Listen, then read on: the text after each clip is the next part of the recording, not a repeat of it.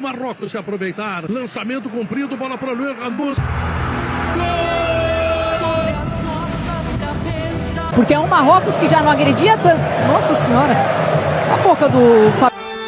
No Vini Júnior, dominou, chegou ao lado da grande área. Ganhou do marcador, bateu, gol!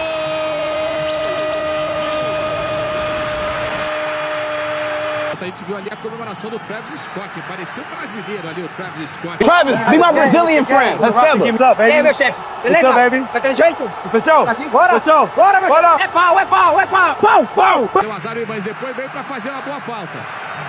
Chegou, fez a falta. A torcida brasileira começa a pedir o nome do Endrick, que tá aquecendo desde o fim do primeiro tempo. Estou ao fim desta partida preocupado e aliviado porque não perdemos um jogo. Por que você optou por não colocar o Endrick em campo hoje, já que o Brasil precisava de gol?